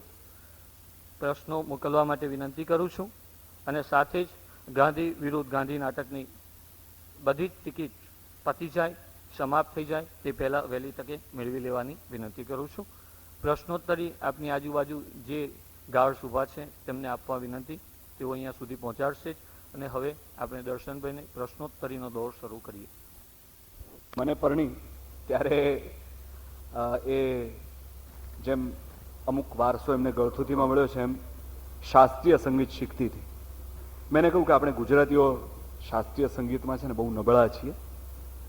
એકંદરે અપવાદો હશે કોઈ, પણ આપણે રિયાઝ કરવામાં માનતા નથી, એટલે તું એ રહેવા દે. એટલે એણે મારી જેમ નાટકમાં ઝંપલાવાનું નક્કી કર્યું. પણ એ વખતે મારા મમ્મી લીલા જરીવાલા કે હું, અમે બંને સ્ટેજ પર એસ્ટાબ્લિશ્ડ લોકો હતા, એટલે અપરાને લાગ્યું કે એણે પોતાનો એક જુદો જ ચીલો ચાતરવો જોઈએ. એટલે એણે પોતાની અટક હજી મહેતા રાખી છે. એને બેંક એકાઉન્ટમાં અપરા જરીવાલા રાખવામાં જરાય વાંધો નથી, પણ જ્યાં સુધી સ્ટેજનો સવાલ છે ત્યાં સુધી એને એમ છે કે મારી કોઈ પણ પ્રકારની સારી કે ખરાબ છાયા એના પર ન પડે, એ માટે એણે હજી પોતાનું એ મેડન સરનેમ પોતાની ચાલુ રાખી છે. દર્શનભાઈ, વિવેચકોએ નાટકને 5મો વેદ કહ્યો છે. એક પંચમ વેદ તરીકે નાટકને સ્વીકાર્યું છે અને આપ એમ કહો છો કે જીવન એ જ નાટક છે, તો પછી જીવનને લોકો 5મા વેદને બદલે રામાયણ અને ક્યારેક મહાભારત કેમ કહે છે? રામાયણ અને મહાભારત પણ નાટકો જ છે. એની અંદરનું સંગીત જો તમે સાંભળી શકો તો તમને પંચમ વેદ સુધી લઈ જઈ શકે. એ જ રીતે ઉપર છેલ્લા જીવનમાં પણ આપણે એટલા બધા નાટકમાં પ્રચુર ને એટલા બધા નાટકમાં જ ગૂંથાયેલા હોઈએ છીએ કે ત્યાંથી અટકીને કાન માંડીને ધ્યાનથી, માત્ર કાનથી નહીં પણ ધ્યાનથી જો આપણે આપણી જ જિંદગીને સાંભળીએ, આપણી આસપાસના લોકોને સાંભળીએ, તો આ ઘેર ઘેર સજાતા રામાયણો કે મહાભારતો પોતાની મેળે અસ્ત થઈ જશે અને વેદની રૂચાઓ તમને તમારા ડેલી રોજિંદા જીવનમાં પણ સંભળાશે એવું હું માનું છું. તમે વચ્ચે એમ કહ્યું કે હું જેવો છું તેવો તમારી સામે ઊભા રહેવાની કોશિશ કરું છું, પણ તમારા વક્તવ્ય પરથી તો એમ લાગે છે કે તમે એક વ્યવસ્થિત સ્ક્રિપ્ટ તૈયાર કરીને બોલતા હો. આમાં સાચું શું છે?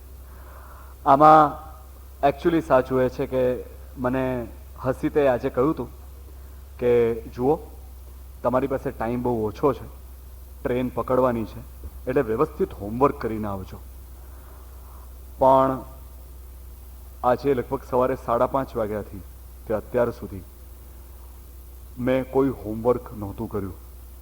મને પહેલું હોમવર્ક કરવાનું કહેવામાં આવ્યું, તે પણ હું અહીંથી અમદાવાદથી નડિયાદ આવતો હતો ત્યારે મારો પરિચય થોડોક ટપકાવીને આપવાનું કહેવામાં આવ્યું હતું. અને એ ટપકાવતા મેં ઊંચું જોયું ત્યારે ઓલરેડી નડિયાદ 6 કિલોમીટર એવું પાટિયું ગયું હતું. એટલે મારે જે કરવાનું હતું એ હોમવર્ક નહોતો કરી શક્યો અને મને એમ થયું કે એના કરતાં મને આ વિષય વિશે મારા જે પ્રતિભાવો છે એ જ હું તમારી સાથે શેર કરું. એટલે આમાં કોઈ સ્ક્રિપ્ટ નથી અને મેં જે કંઈ પણ વાત તમારી સાથે કરી એ માણસ તરીકે મને જે જીવન અને નાટક બંને વિશે લાગે છે એ જ કરી છે. પણ જો એનામાં વ્યવસ્થિત સ્ક્રિપ્ટ તમને લાગી હોય તો એ ખરેખર મારે માટે જ બહુ સારું કહેવાય, કારણ કે એનો અર્થ એમ કે નાટકમાં જો મારું કંઈ ન ચાલ્યું તો એટલીસ્ટ આવી રીતે હું જ્યાં ત્યાં જઈને વ્યાખ્યાનો કરતો તો થઈ જ જઈશ. અને વેલ કોક ટાણે ધર્મ બર્મામાં જરા ડોક્યું કરું તો મોરારી બાપુ પ્રકારનું કાંક આપણે એવું કાંક એક કરિયર મને જો મળે નવી જુદી, તો આપણે શેરબજારનો ધંધો છોડીને વધારે સારો ધંધો કરી શકશું. એવું કહેવાય છે કે પ્રેમમાં નિષ્ફળતા માણસને કવિતા તરફ વાળે છે. એવું નાટક બાબતે પણ ખરું? ના, નાટક એ મારો શ્વાસ છે. હું કંઈ પણ કરતો થયો એ પહેલાંથી હું નાટક કરતો થયો છું. મને યાદ છે, હું બીજા ધોરણમાં હતો ત્યારે મેં પહેલી વાર નાટકમાં કામ કરેલું. ત્યારે મારે રોહિણીબેનની તબિયત આજે સારી નથી એવું છેર તો પીધા જાણી જાણી નામના એક બહુ જ સરસ નાટકમાં ત્રીજા અંકમાં એક બીજા પાત્રને કહેવાનું હતું. એટલે એ મેં એટલા ધીરેથી કહ્યું હતું કે પેલા મને શું એમ બીજી વાર પૂછ્યું. એટલે મેં ચોરથી ઘાટો પાડ્યો, રોહિણીબેનની તબિયત આજે સારી નથી, સંભળાતું નથી, એમ કરીને મેં એક્ઝિટ કરી હતી. અને લોકોએ એકચ્યુઅલી ત્યાં રડવાનું હતું, પાછળ સંગીતના સૂરો વાગી રહ્યા હતા, ત્યારે લોકો હસી પડ્યા હતા.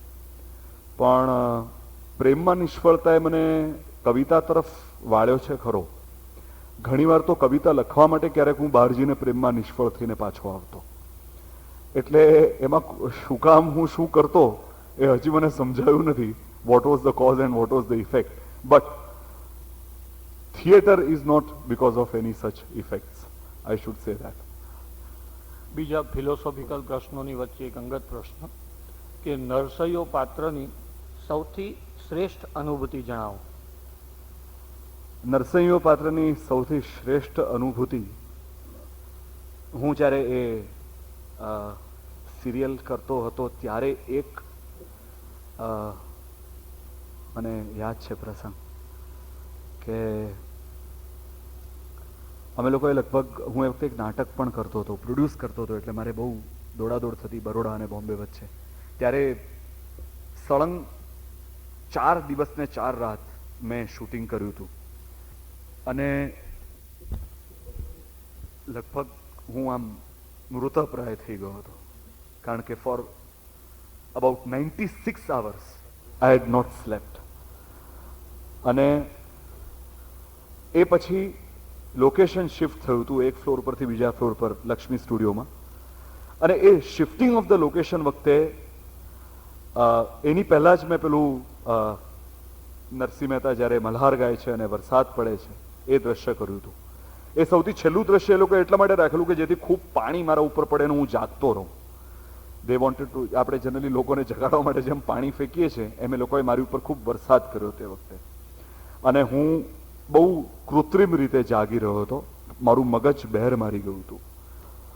પણ એક ક્ષણ એવી આવી કે કોઈએ જોયું નહીં અને હું એક ખાટલા ઉપર સહેજ પડ્યો અને I was in such a deep સ્લમ્બર.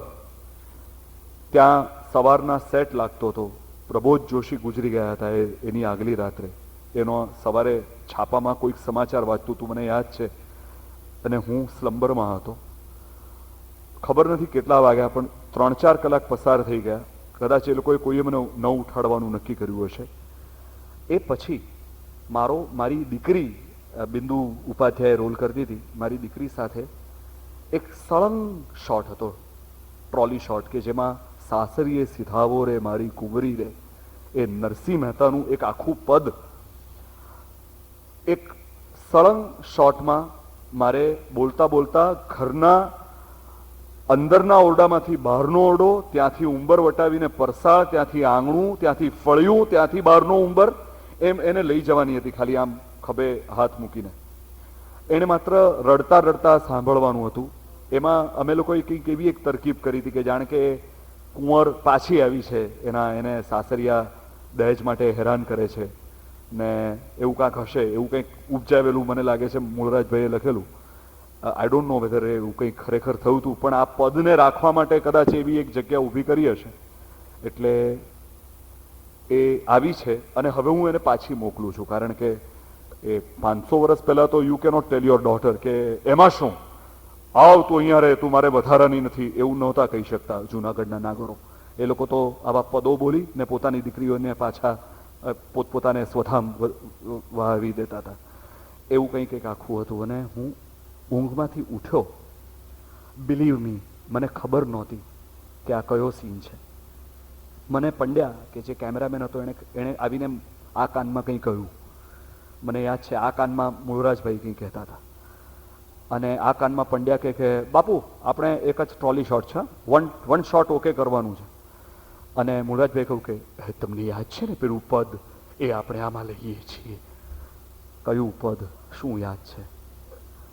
મેં કીધું શું? કયું પદ? શું? મને કે કેમ સાસરીએ સીધાવો રે, એવું બિંદુએ કહ્યું. એટલે મેં બિંદુ તરફ જોયું. હા હા. અને હું જાહેરમાં ઘણીવાર આત્મશ્લાઘા નથી કરતો દોસ્તો, ભલે ચહેરા પરથી એવું લાગતો હું, પણ અત્યારે ખરેખર અપવાદ કરીશ. એ આખું પદ સળંગ કોઈ પણ પ્રકારના, અને એ પદ મને શું કામ યાદ રહી ગયું હતું, એ સ્ક્રિપ્ટ મેં વાંચી હતી 4 દિવસ પહેલા કે આ આપણે આ સીન કરવાનો છે, એ હવે તમે અને બિંદુ એકલા હશો ત્યારે કરી નાખશો, એમ કરીને 4 દિવસ પહેલા એક આસિસ્ટન્ટે મને પદ આપેલું. એમાં કોઈ ડાયલોગ નહોતા અને પદ યાદ હતું. મને કવિતાઓ બહુ જલ્દી આસાનીથી યાદ રહી જાય છે, કદાચ એટલે હશે. બહુ જ જે રીતે જોઈએ એ રીતે એ આખું પદ હું બોલ્યો. એ પદ હું બોલી રહ્યો, એ પછી બિંદુ લગભગ 20-25 મિનિટ રડી. આજુબાજુ સુનકાર હતો. જે હતા એ બધા મંત્ર મુગ્ધ થઈને ઊભા હતા. કેમેરા પાછળ પંડ્યા રડતો હતો, ડિરેક્ટરની ખુરશીમાં બેઠા બેઠા રાજડા રડતા હતા. મને ત્યાં સુધી ખબર નહોતી કે મેં એવું તો સાલું શું કર્યું. અને પછી અમદાવાદમાં એક ટીવી શોપની બહાર સીજી રોડ ઉપર કોઈક એક ગુરુવારે હું કોફીના મગ્સ ખરીદવા ગયો હતો. ત્યારે પેલા માણસે દુકાન વધારે વહેલી વધાવી લીધી કારણ કે એને જઈને નરસૈયો જોવું હતું. એણે મને બહાર કાઢ્યો. એ મને ઓળખી ન શક્યો, ઇડિયટ સાલો. પણ એ પછી હું બહાર આવ્યો ને ત્યારે મેં અવાજ સાંભળ્યા વગર, કારણ કે પેલો જાડો કાચ હતો અને 20 ટીવીમાં મેં એ શોટ જોયો. ત્યારે મને થયું કે વાહ જરીવાલા, આ યાર તમે આટલો બધો ટાઈમ વેસ્ટ કર્યો, પણ આ એક સારું તમે કાંક નરસૈયોમાંથી તમે જે લઈ આવ્યા તમારે માટે તે આ હતું.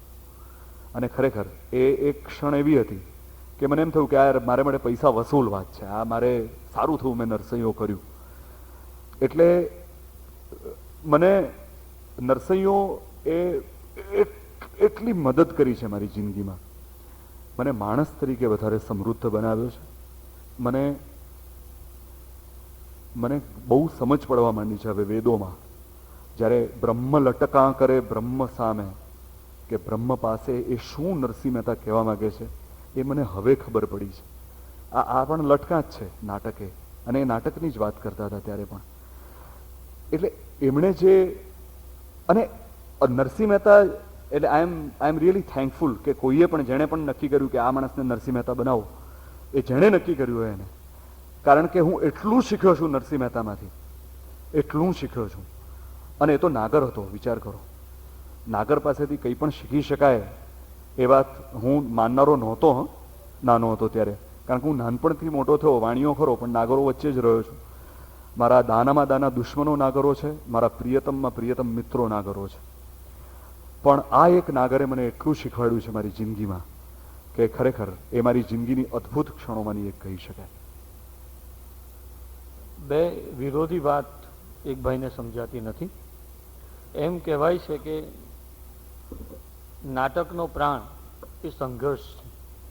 સંઘર્ષથી જ નાટક શક્ય બને છે. અને બીજી બાજુ એમ પણ કહેવાય છે કે નાટક આનંદ આપે છે. તો પછી સંઘર્ષથી આનંદ મળે એ શક્ય છે? સંઘર્ષથી આનંદ મળે એ શક્ય છે. સંઘર્ષથી અગ્નિ મળ્યો છે આપણને, સંઘર્ષથી આનંદ શું કામ ન મળે? એમ કહેવાય છે કે તમે એ જ વ્યક્તિને સૌથી વધારે ધિક્કારી શકો જેને તમે સૌથી વધારે પ્રેમ કરતા હો. પ્રેમ અને ધિક્કાર એ એક જ સિક્કાની બે બાજુ છે. તમે જેને પ્રત્યે ઉદાસીન છો એનું અસ્તિત્વ તો તમારી આસપાસ છે જ નહીં, અથવા તો જેનું અસ્તિત્વ તમારી આસપાસ હવે મટી ગયું છે એને વિશે તમે ઉદાસીનતા અનુભવી શકો. હું એમ માનું છું કે આનંદ અને સુખ આ બંને વચ્ચે સહેજ અહીંયા ભેદ કરવો પડે આપણે, કે સંઘર્ષમાંથી સુખ ન મળે, કદાચ આનંદ તો જરૂર મળી શકે, કારણ કે આનંદ એ નિષ્પત્તિ છે, આનંદ એ પછીથી મળનારી વાત છે, પણ તમે જેમાંથી પસાર થાઓ છો એ સંઘર્ષ છે. અને જ્યારે તમે બે પ્રતિવાદીઓને જ્યારે તમે સ્ટેજ પર યુદ્ધ કરતા જુઓ, સંઘર્ષ કરતા જુઓ, તમે એક વિચારધારાને બીજી વિચારધારા સાથે, એક વ્યક્તિત્વને બીજા વ્યક્તિત્વ સાથે, કે એક સારપને એક નઠારાપણા સાથે સંઘર્ષ કરતા જુઓ, ત્યારે તમે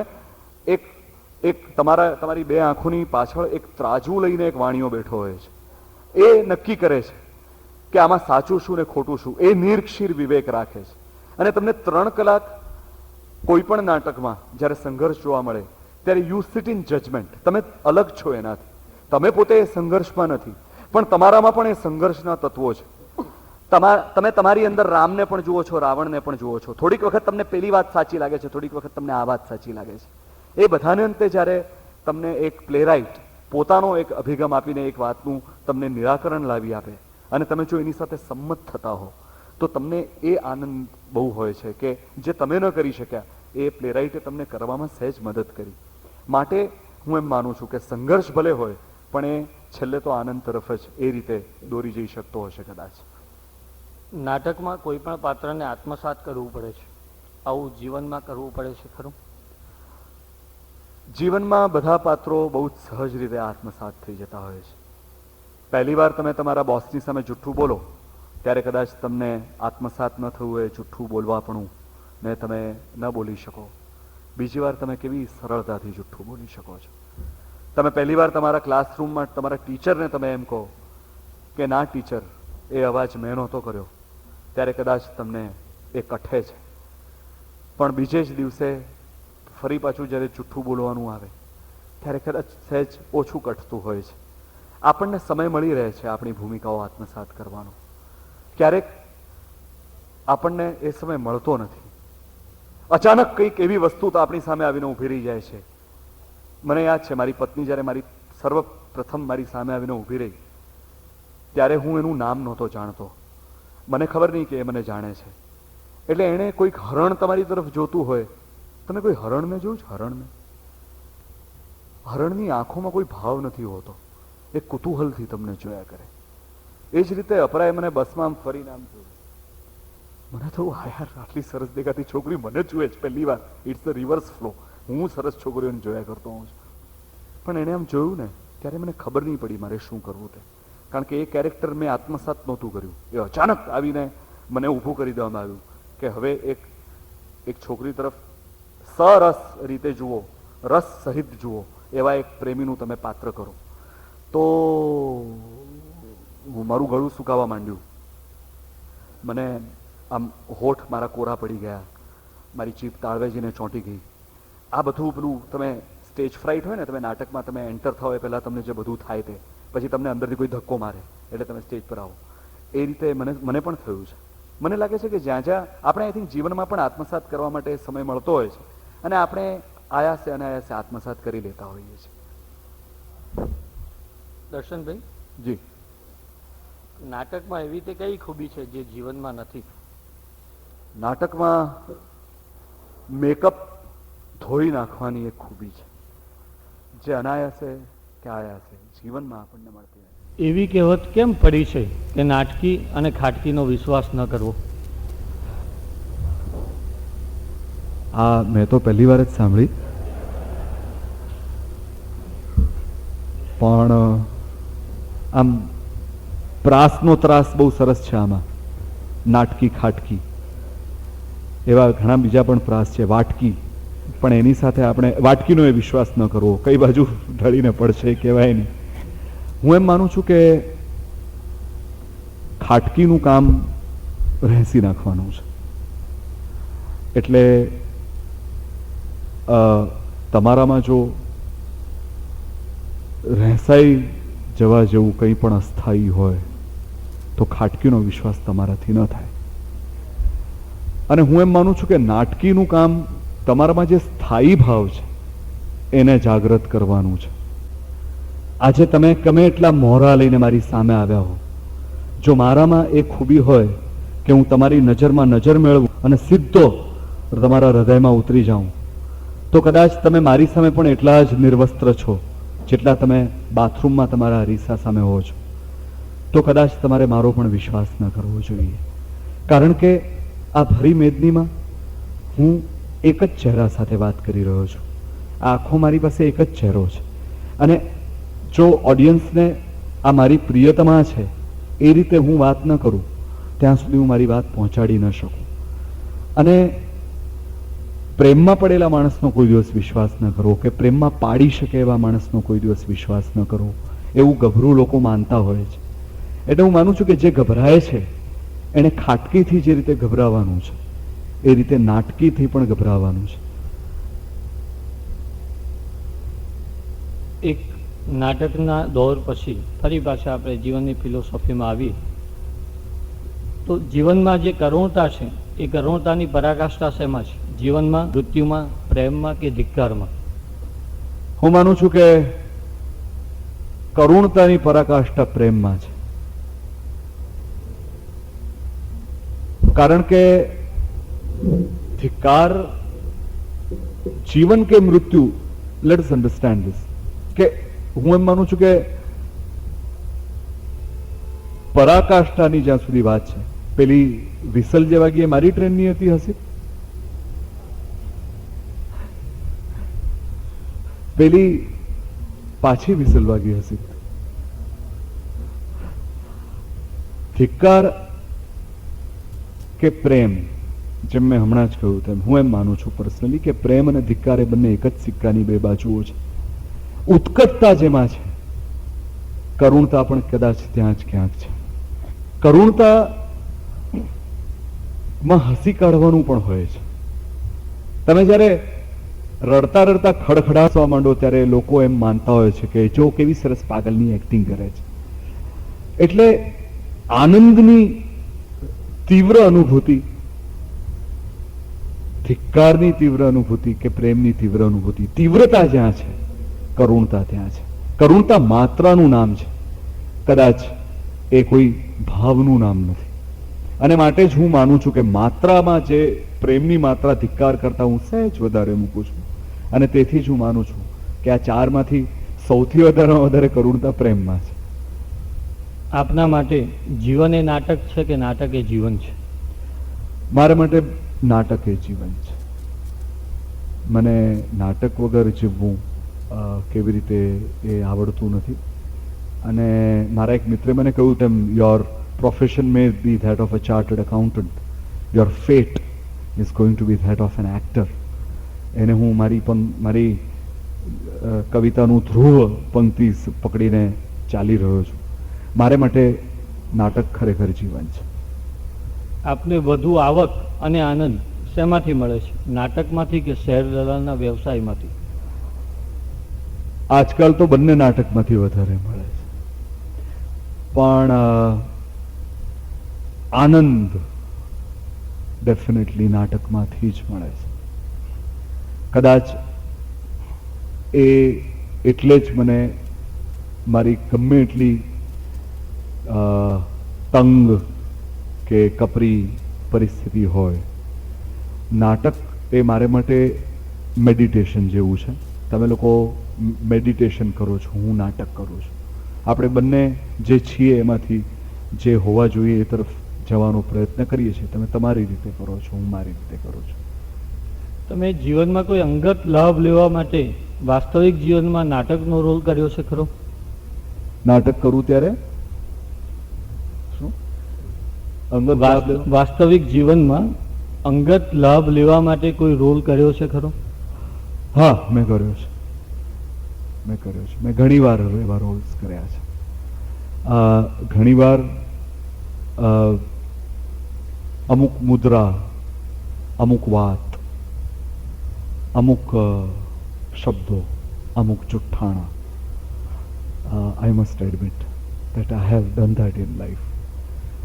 but one thing is very certain કે નાટકને કારણે હું આ બધું જ્યારે કરતો હોઉં છું ત્યારે સીલિંગ ઉપર કોઈ ત્રીજી જ વ્યક્તિ મને જોતી હોય એ રીતે મારી પોતાની જાતને જોવાની બહુ આદત પડી ગઈ છે. અને હું માનું છું કે એ મને એક માણસમાંથી એક રાક્ષસ થતા રોકે છે. કારણ કે હું જ્યારે મારી નજરમાં જ સાવ ઉતરી જાઉં ત્યારે હું માણસ મટી જઈશ. અને આ જે પ્રેક્ષક છે ને મારી અંદર, જે મને આવા નાટકો કરતા જુએ છે, એ જ મને માણસ તરીકે પકડીને રાખે છે. એટલે આ મેં કર્યું છે અને કદાચ હવે પછી પણ જો મુશ્કેલીમાં આવી જઈશ તો કરીશ પણ ખરો.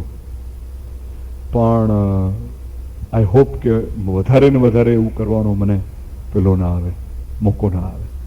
નાટકને લીધે વાસ્તવિક જીવનમાં ક્યારેય તકલીફ અનુભવી છે? હા, નાટકને લીધે તકલીફો અનુભવી છે. વાસ્તવિક જીવનમાં ઘણી અનુભવી છે. તમે નાટકમાં કામ કરતા હો એટલે તમારો અમુક જ પ્રકારનો મિજાજ હશે, અમુક જ પ્રકારનો સ્વભાવ હશે, એવું લોકો માનતા થઈ જતા હોય છે. તમે એમની એ અપેક્ષાઓથી વિપરીત નીકળો. એ લોકો માનતા હોય છે કે નાટક જે લોકો કરે એમનામાં ઊંડાણ નથી હોતું, એમનામાં માણસ તરીકેની ડેપ્થ નથી હોતી. જ્યારે તમે કોઈ ગહન વાત કરો, કોઈ એવી વાત કરો કે જે તમને ખરેખર મહામૂલી, તમે તમારા દરિયામાં ઊંડા ઉતરીને તળિયેથી મોતીનો મુઠ્ઠો લઈને બહાર આવ્યા હો, એટલી મહેનત કરીને તમે તમારું સત્ય કોઈકને સમજાવવા માંગતા હો ને સામેવાળો માણસ એમ માને કે તમે કોઈકે લખેલી સ્ક્રિપ્ટ ભજવી રહ્યા છો. એટલે એવું ઘણીવાર થાય છે. તમારી આ બીજી લાઈફથી અપરાબેન ક્યારેય કંટાળ્યા નથી કે તમારી સાથે લડ્યા નથી? અપરાને ઝઘડવા માટે કારણની જરૂર પડતી નથી. Apara is a very great critic of mind. હું જીવનમાં પણ જ્યારે નાટક કરતો હોઉં છું ત્યારે મારી સામે ડોળા કકડાવતી હોય છે. અને જ્યારે હું નાટકમાં પણ સહેજ ઊણો ઉતરતો રોલ કરતો હોઉં છું ત્યારે પણ એ બેકસ્ટેજમાં મને ખૂબ લતાડતી હોય છે. એક નાગર પત્ની તરીકે આ એનો ધર્મ છે અને એ ધર્મ બહુ સરસ રીતે બજાવતી હોય છે. એટલે હમણાં એક બહુ સરસ કિસ્સો થયો હતો.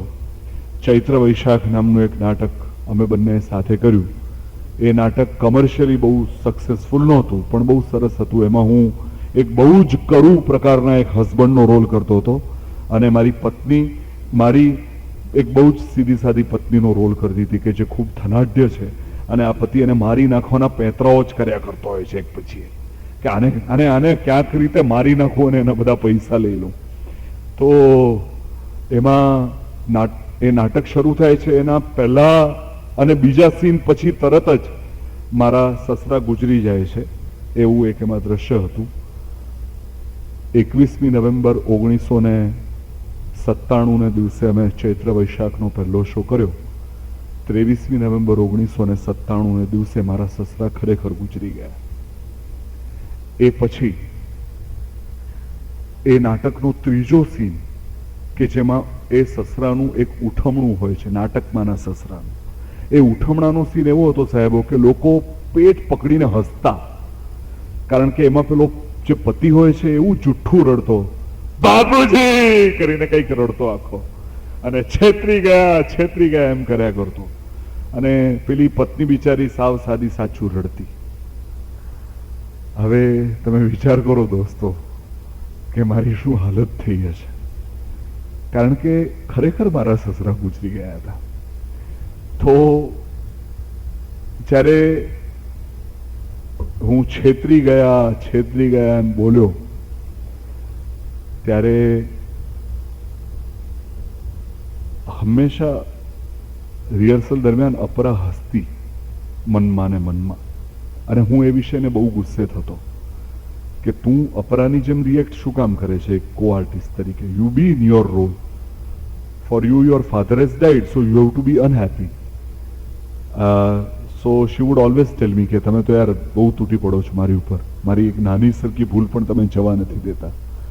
અને એ પછી જ્યારે અમે શો કર્યો ત્યારે નેચરલી અપરા ખૂબ રડતી હતી, સાચું રડતી હતી. ત્યારે મેં બહાર જઈને એને કીધું, કેમ હસી નહીં? અને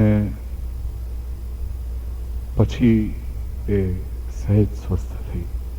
મેં તું જો તો મને તારા હસવાની આદત પડી ગઈ છે, એટલે હું જ્યારે બાપુજી કરીને જોરથી ચીસ પાડું ત્યારે તું હસીશ નહીં તો મને પણ એમ જ લાગશે કે હું પણ ઉષાકાંતભાઈ માટે જ રડી રહ્યો છું. એટલે જો તારે એવું જોઈતું હોય તો આપણે સ્ટેજ પર પણ એવું કરીએ. મને કે ના, આપણે એવું નહીં કરીએ. અને પછી અમે ચૈત્ર વિશાખના જેટલા શો કર્યા ત્યારે અમે ખરેખર એ નાટક જ કર્યું. અમે અમારા અંગત સ્વજનના આવા લોસ માટે અંદર ખાને જે પતાવવાનું હોય, રડવાનું હોય, અમે પતાવી લીધું. પણ નાટકે અમને આ એક સવલત કરી આપી છે.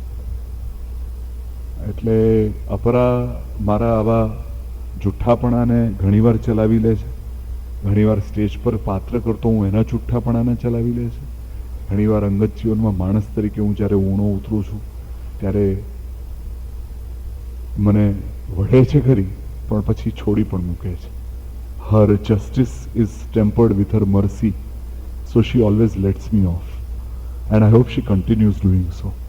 બિકોઝ અધરવાઇઝ જો એ અહીંયા આજની ટેપમાં એના વિશેના મારા અભિપ્રાયો સાંભળશે તો કદાચ પાછી એક તલવાર ઉગામશે મારી ઉપર. પણ એવું છે.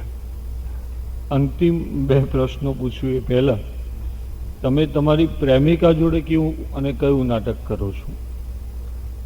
મેં મારી પ્રેમિકા સાથે દેવદાસ નામનું એક નાટક કરેલું છે.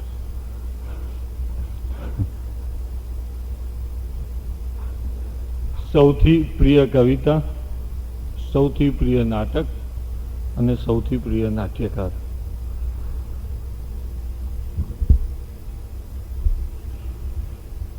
મારી સૌથી પ્રિય કવિતા એક સુરેશ જોશીની કવિતા છે, કવિનું વસિયતનામું. એ મને બહુ જ ગમે છે. અને મારું સૌથી પ્રિય નાટક છે મૂળરાજ મેન્શન, કે જેમાં મને મારી જિંદગીનું સૌથી સારામાં સારું પાત્ર કરવાની તક પરેશ રાવળે આપી છે. અને મારો સૌથી પ્રિય નાટ્યકાર જે આપણી વચ્ચે હયાત નથી એ શફી ઇનામદાર છે. શફીમાં જે પેશન હતું જિંદગી વિશેનું અને નાટક વિશેનું, એ મને હંમેશા ઘણું બધું શીખવી ગયું છે. મને નાટક લખતા પણ શફીએ જ શીખવાડ્યું છે. નાટ્ય લેખન તરફ મને વાળ્યો છે એણે. નાટક વિશે એણે મને ઘણું બધું કશુંએ શીખવાડ્યા વગર શીખવાડ્યું છે. દુર્ભાગ્યે શફી હયાત નથી, પણ મારી અંદર એને બને એટલો જીવાડવાની હું મથામણ કરી રહ્યો છું. અને અંતે સાક્ષર ભૂમિ નડિયાદ પાસેથી એક સારા સંસ્કાર રૂપે તમે શું લઈ જવાનું પસંદ કરશો? તમારી સહનશીલતા.